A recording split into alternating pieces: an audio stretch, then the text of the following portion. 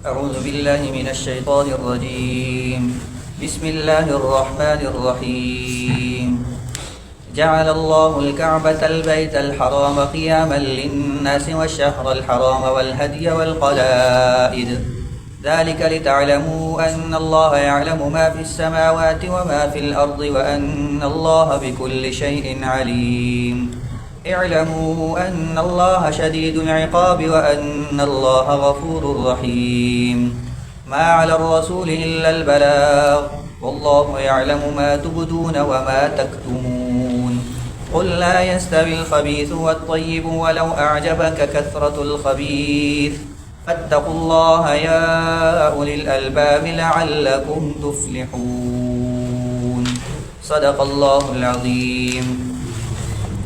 جعل اللہ بنا دیا اللہ نے الکعبہ کعبے کو البیت الحرام جو قابل احترام گھر ہے قیام للناس لوگوں کے لیے قیام کا باعث والشہر الحرام اور قابل احترام مہینے کو بھی والہدیہ اور حرم میں بھیجے جانے والے قربانی کو بھی والقلائد اور جو حرم کی طرف جانے والوں کے پٹے ہوتے اس کو بھی ذالک یہ اس وجہ سے لتعلموا تاکہ تم جان لو ان اللہ یعلم کہ اللہ ہی کو معلوم ہے ما فی السماوات جو کچھ آسمانوں میں ہے وما فی الارض جو کچھ زمینوں میں ہے وان اللہ بکل شیء علیم اور یہ کہ اللہ تعالی ہر چیز سے آگاہ ہے. اعلموا جان لو ان اللہ شدید العقاب کہ اللہ کی پکڑ بڑی سخت ہے وان اللہ غفور الرحیم اور یہ کہ اللہ تعالی نہایت بخشنے والے اور مہربان ہیں. ما علی الرسول نہیں ہے رسول کی ذمہ داری الا البلاغ مگر صرف پہنچانا ہے. واللہ یعلم اور اللہ ہی جانتا ہے ما تبدون جو کچھ تم ظاہر کرتے ہو وما تکتمون اور جو چھپاتے ہو. قل کہہ دیجئے اے نبی لا یستوی الخبیث نہیں ہے برابر خبیث چیز یعنی حرام چیز ناپاک چیز بری چیز والطیب اور پاکیزہ چیز حلال چیز اچھی چیز یہ دونوں برابر نہیں ہے. ولو اعجبک کثرت الخبیث اگرچہ ناپاک چیز کی کثرت تمہیں تعجب میں بھی ڈال دے. فاتقوا اللہ اللہ سے ڈرتے رہو یا اولی الالباب اے عقل والو لعلکم تفلحون تاکہ تم پورے کامیاب ہو جاؤ. جعل اللہ الکعبۃ البیت الحرام گزشتہ آیت میں بھی حرم کے حدود کے اندر اور حرم کی طرف جانے والے ظاہر بات احرام باندھتے ہیں تو ان کے لیے خاص حکم تھا. اس آیت کے اندر بھی اللہ تعالیٰ نے بیت اللہ اور حرم مکی یعنی مکہ مکرمہ میں جو قابل احترام گھر ہے جس کو ہم بیت اللہ کے نام سے یاد کرتے ہیں کعبہ بھی کہتے ہیں اس کے لیے ایک خاص عظیم الشان عظمت بیان فرمائی ہے. اور وہ عظمت کیا ہے؟ جعل اللہ الکعبۃ البیت الحرام قیاما للناس کہ کعبہ جو قابل احترام گھر ہے قابل احترام گھر کے ساتھ وضاحت اس لیے فرمائی کہ مکہ مکرمہ میں عرب میں ایک قبیلہ تھا ان کے ہاں بھی ایک گھر انہوں نے بنایا ہوا تھا اس کا نام انہوں نے کعبہ رکھا تھا. کعبہ عرب کی اصطلاح کہتے چوکور گھر کو تو وہ بھی چوکور نما ایک اونچی جگہ پہ گھر تھا تو اس نسبت سے انہوں نے ویسے اس کا نام کعبہ رکھا تھا. ان کا کوئی اور برا عقیدہ نہیں تھا بس نام پڑ گیا. تو اللہ تعالیٰ نے قرآن کریم میں اس کعبے سے اس کعبے کو الگ کرنے کے لیے البیت الحرام سے وضاحت فرما دی کہ یہ اس کعبے کی بات ہو رہی جو قابل احترام ہے اور وہ صرف ایک ہی کعبہ ہے جس کو بیت اللہ بھی کہتے ہیں بیت الحرام بھی کہتے ہیں. یہ کعبہ اور بیت الحرام یا بیت اللہ قیام للناس یہ لوگوں کے لیے قیام کا باعث ہے. لوگوں کے لیے قیام کا باعث ہے. قیام کے باعث کا کیا مطلب؟ ایک مطلب مفسرین نے لکھا کہ قیام کے باعث کا مطلب یہ ہے کہ جب تک کعبہ قائم ہے تب تک لوگوں کا وجود ہے. یعنی یوں سمجھے کہ قیامت کب آئے گی؟ جب تک کعبہ قائم ہے تب تک لوگوں کا وجود ہے. کعبہ ختم ہو گیا اور کعبہ ختم ہونے کا کیا مطلب ہے کہ یا تو اس کی تعمیر گرا دی یا کعبے کو ماننے والا کوئی نہ رہا اس کی طرف رخ کر کے نماز پڑھنے والا کوئی نہ رہا تب اس کائنات پر انسانوں کا وجود نہیں ہوگا.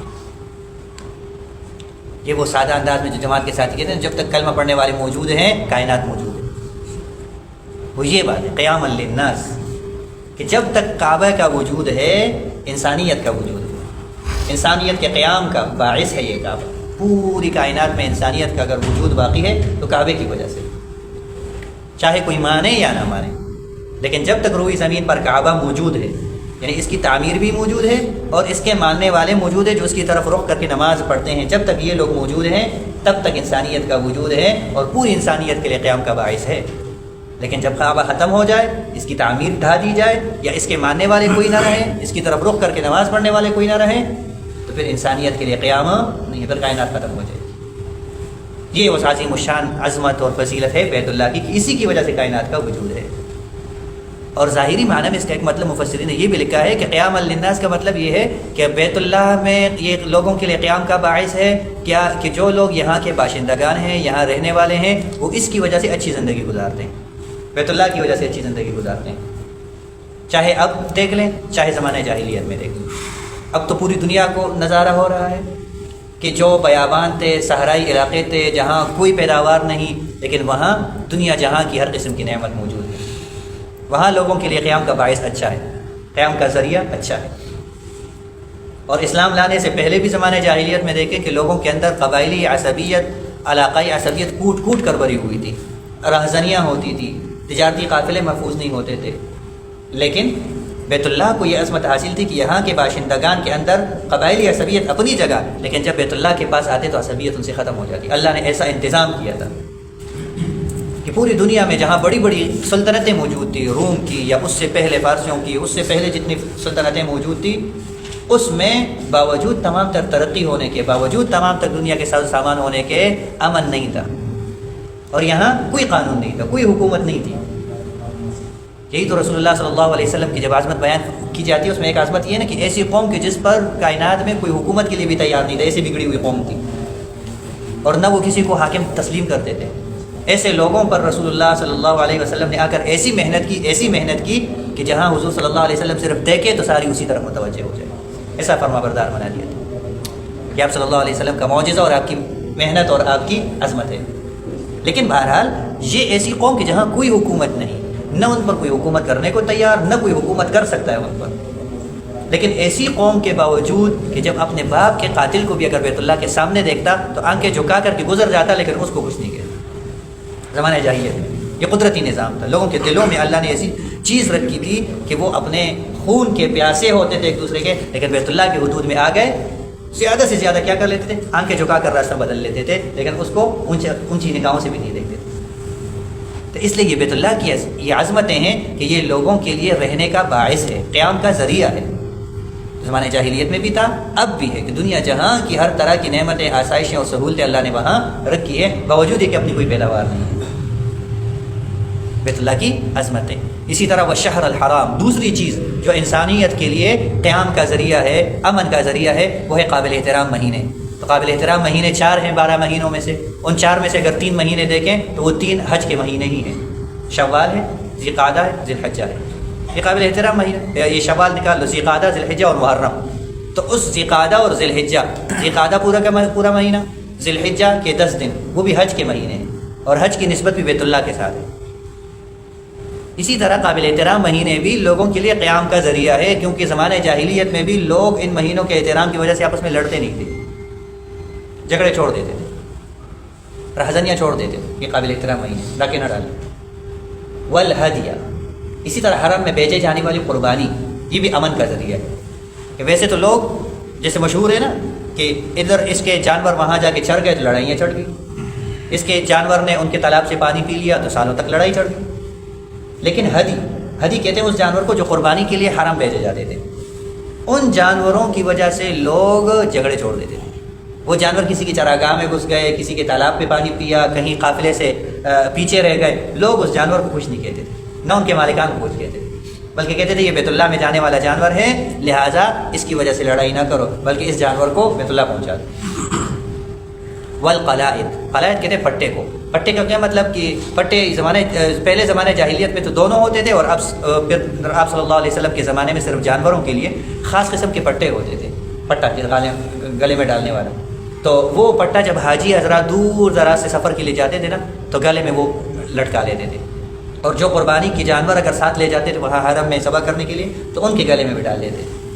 اس میں حکمت یہ ہوتی تھی کہ راستے میں لوگ دیکھیں گے تو وہ ان لوگوں کا خیال رکھیں گے کہ یہ حرم میں جانے والے، یہ زائرین مکہ ہیں، زیارت کرنے والے ہیں، تو وہ بجائے اس کے کہ پھر ان پر ڈاکہ ڈالیں بلکہ ان کی مہمان نوازی کرتے، ان کی خدمت کرتے تھے۔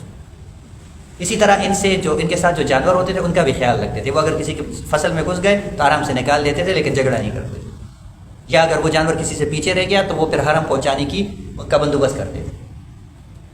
لیکن ان تینوں چیزوں میں اگر دیکھیں، ہدی میں دیکھیں، قلائد میں دیکھیں، اور شہر الحرام میں بھی اگر 1.5 مہینے کے حساب سے دیکھیں، ان تینوں کی نسبت بیت اللہ کے ساتھ ہے۔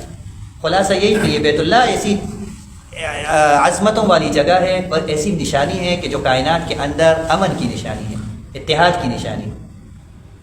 پوری کائنات سے حج کے دنوں میں دیکھیں کون کون سی زبان بولنے والے، کون سے قبیلے قوم والے جا کے ایک ہی بولی بولتے ہیں، ایک ہی لباس میں ہوتے ہیں، ایک ہی طرح کے گھومتے ہیں، ایک ہی جگہ جاتے ہیں، عبادت کرتے ہیں۔ پوری کائنات میں انسان جہاں بھی ہو نماز تو ضرور پڑھے گا مسلمان، وہ جب بھی نماز پڑھے گا وہ اسی کی طرف رخ کرے گا۔ تو یہ اتحاد کی، یہ امن کی، یہ محبت کی، یہ انسانیت کی بقا کی نشانی ہے۔ یہ معمولی جگہ بیت اللہ معمولی جگہ نہیں ہے، یہ حدی بھی ہے، قلائد بھی ہے، امن کی نشانی ہے۔ لیکن یہ بھی امن کی نشانی کس وجہ سے؟ کیونکہ یہ حرم میں جانے ہیں۔ تو خلاصہ ایک ہی چیز ہے کہ بیت اللہ اور اس سے جڑی ہوئی چیزیں یہ امن کی نشانی ہے، یہ امن کا درس دیتے ہیں، یہ اتحاد کا درس دیتے ہیں، یہ انسانیت کی بقا کی بات کرتے ہیں۔ یہ نسبتیں اگر کمزور ہو گئی، یہ تعلقات اگر کمزور ہو گئے تو انسانیت کی بقا خطرے میں پڑ جائے گی، امن خطرے میں پڑ جائے گا۔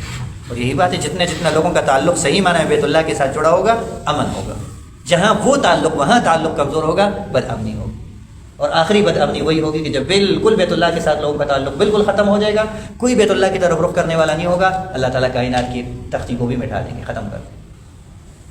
تو بیت اللہ کوئی معمولی جگہ نہیں ہے، یہ انسانیت کی بقا ہے۔ ذالک لتعلموا، اور اللہ تعالیٰ نے بیت اللہ کو اور اس سے جڑی چیزوں کو امن کی علامت، انسانیت کی بقا کا ذریعہ بنایا۔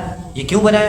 وجہ کیا ہے؟ لتعلموا، تاکہ تمہیں معلوم ہو جائے ان اللہ یعلم ما فی السماوات و ما فی الارض، تاکہ تمہیں معلوم ہو جائے کہ تمہارے پاس علم بڑا محدود ہے۔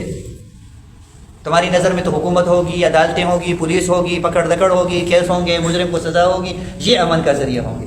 اللہ نے امن کے ذریعے ایسی چیز کو بنا دیا جو تمہاری سمجھ میں نہیں آ سکتا، کہ وہاں نہ کوئی قانون ہے، نہ کوئی پولیس ہے، نہ کوئی عدالت ہے، بس معنوی طور پر، روحانی طور پر لوگوں کے دلوں کے ساتھ ایسا تعلق اس کا جوڑ دیا کہ جب تک یہ تعلق ہوگا انسانیت کی بقا ہے، جب یہ تعلق ختم ہوگا انسانیت کی بقا ہے، تاکہ تمہیں معلوم ہو جائے کہ تم کچھ نہیں جانتے، اللہ ہی جانتے ہیں۔ ما فی السماوات و ما فی الارض، عالم الغیب ہے، اور اس کا علم بے پناہ ہے، اور اس کا علم وہ ہے کہ اس کی حقیقت کوئی نہیں جانتا۔ وَأَنَّ اللَّهَ بِكُلِّ شَيْءٍ عَلِيمٌ، اور اللہ ہر چیز سے خوب واقف ہے۔ اعلموا ان اللہ شدید العقاب، اب یہ بھی جان لو کہ اللہ کی پکڑ بڑی سخت ہے، کبھی نافرمانی نہ کرنا۔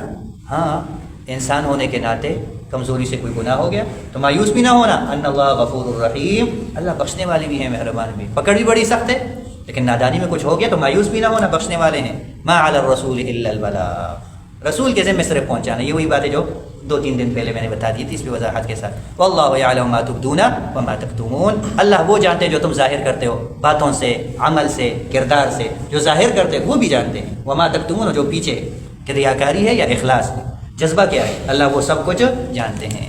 قل لا يستوي الخبيث والطيب، اس آیت میں انشاءاللہ کل کے درس میں بات ہوگی کہ پاکیزہ اور ناپاکی چیز برابر نہیں ہوتی، اگرچہ ناپاکی کی کثرت تمہیں تعجب میں ڈالے۔ اس پر انشاءاللہ تھوڑی سی بات کل کے درس میں ہوگی۔